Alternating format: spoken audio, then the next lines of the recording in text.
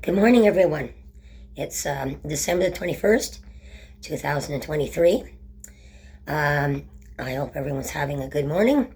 And as you can see, I'm slowly getting my voice back. Each day is just getting a little bit better. But I wanted to talk to you today about some things. Sometimes my viewers text me in and I get these nice messages. And I wanted to share this message. And I think it's a very, very good message. And this is this person's response to me is, your messages are an inspiration. We all have our stories. Thanks again. And then my response to this reader is, sharing stories and our life experiences with one another is how we learn and teach each other. And this I'm a firm believer of, because this is what we do in our Indigenous culture. We have our sharing circles and we share our stories. And it's a very peaceful way of learning from one another. There's no violence, and I think this is a beautiful thing. And this is why I'm really enjoying the YouTube channel as well. It's because I'm able to share my experiences, and in doing so, on my life experiences, I believe that this can help other people as well. So it's nice when I get people responding back to me and would like a bit of an explanation why I share my stories, because I really do believe that this is helpful to people, and in a very peaceful way. This is my own personal belief. And hopefully people will not make the same mistakes that I make. And this is why in the Indigenous culture, our seniors are called the wisdom keepers, and our elders, because we have all this life experience and wisdom to pass on. And that's unfortunate that we're not getting this passed on through the grandparents, because so many are in various old age homes and whatnot. But I just wanted to give a little brief explanation of that. And then I also wanted to go on to state that I have learned from my elders as well. And this is why I come out with certain sayings and experiences that I've been taught through my grandfather especially. And this is another couple of things that I want to bring forward too, that when something happens to us, and something bad happens to us, some people call it karma coming back on you. And another expression is, what goes around comes around, which is quite true in many respects. Because I want to tell you another story, and I want to expand a little bit on what Julie was talking about, her ex-friend who likes to start fires. It took quite a while to catch up to this guy that set the fire in the hospital emergency room. But it was quite an experience. It was nice to see it in the paper. There's lots of reasons I could go into about why we have these problems right now, but I didn't want to quite go into that today. I'm going to go into that more in detail another day. But I wanted to share an experience with you that I had as a young woman. This is when I was living common law at the time with my second husband before I married him. And I think I got a lot of good stories, because it also references a bit of what was going on and Julie was talking about, and her friend who liked to set fires. But it's a bit of a long story, so I'm going to go into it. We were a young couple at the time. We had just moved into this apartment building. We were both working at that time as security guards, my second husband and I. We got laid off. We had to go on UIC, which is unemployment insurance. That's what it was called at that time. This is way back in the 70s. We moved into a building that there had been a fire in that building. And we met the owner of it, and we walked into a situation that we had no experience in, and definitely in our 20s. And so this set off a series of events that happened to us, and just how scrupulous people are. And in a way, this guy is like a drug dealer that gets you hooked on stuff, but not with drugs. He gets you involved in things without realizing it. Now, when we moved in, we were having trouble paying our rent. The owner turned out, he decided to hire us as a superintendent couple for the building because he wanted to get the building repaired. But we found out that this man was the original, he was a lawyer. He was the original guy who wrote the original Landlord and Tenants Act. So we got to learn a lot about, at that time, about the Landlord and Tenants Act. So he used that with us to lure people into the building. And one of the things he told us about, he didn't want us to report our income to UIC. He said that was fine. Don't worry about it. He'd take care of it. He was a lawyer. So we were in a boat stuck in a boat where we couldn't move. We couldn't go anywhere because we just didn't have the money after being laid off. So it ended up, he brought in more people.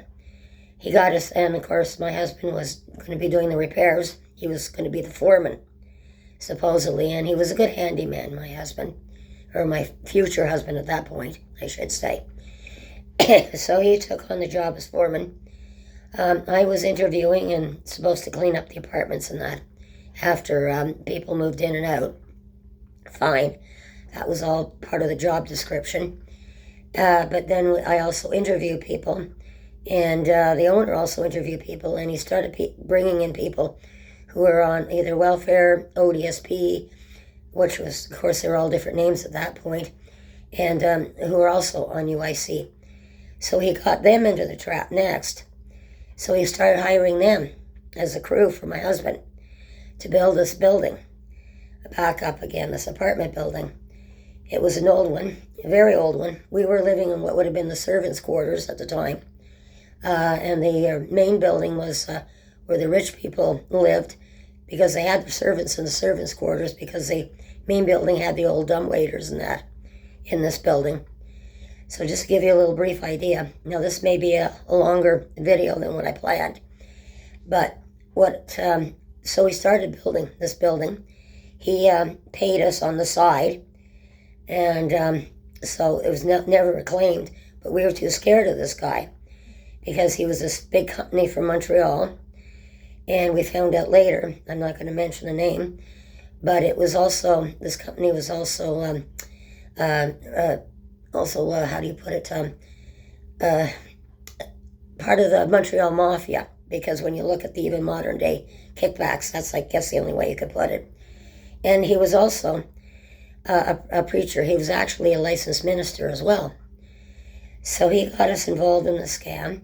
He bought the materials. He was doing the building very cheaply, just for an example. Instead of putting up gyprock on the walls, we were putting up plywood and then fixing it up and putting wallpaper over the plywood right away. So, of course, the fire department would have to come in and inspect everything.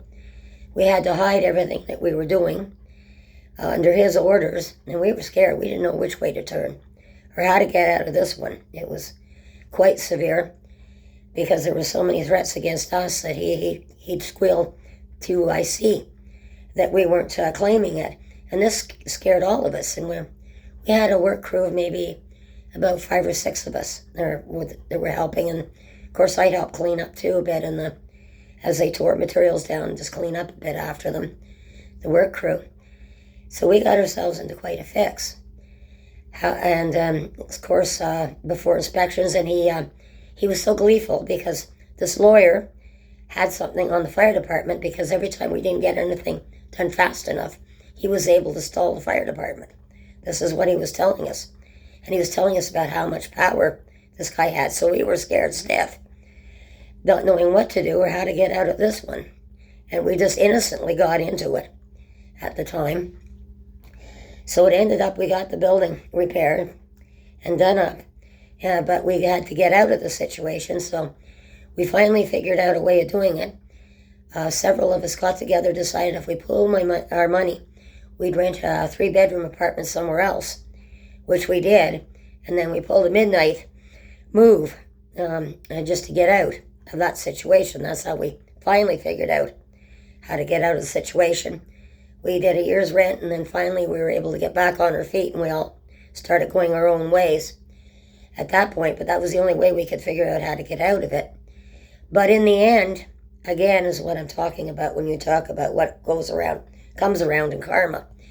This lawyer and preacher, oh, and another little thing was, if he had trouble with the tenants and he had to go to court, he always made sure that he had his little white collar on and showed that he was a licensed minister as well, to get the judge to feel sorry for him.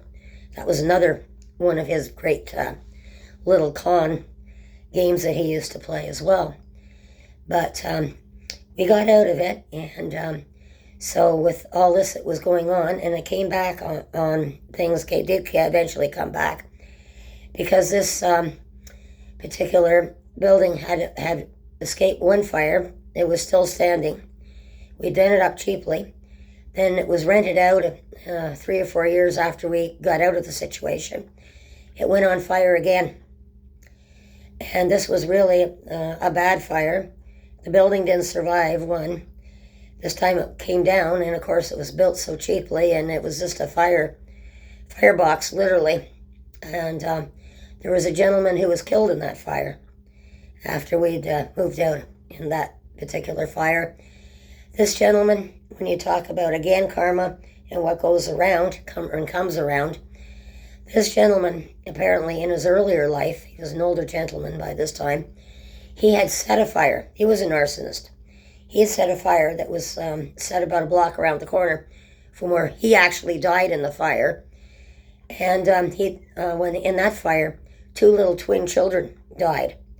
So again, you're looking at karma and what goes around comes around. So when you look at Julie and her friend, this is an interesting story, because now what goes around comes around, and karma's finally caught up with him too. So he was finally arrested. So my big take out of this is what goes around comes around, for sure. And no matter what you do, whether it's good or bad, there's always consequences, and eventually you'll get caught. So this is kind of the moral of the story that I'm trying to tell you today. But again, I don't want to make the video too long. I'm very happy to have people that text me in, and I like to share things when I can. And again, everyone, take care. Be aware of your surroundings. Have a great day, and we'll talk to you again soon. And bye-bye.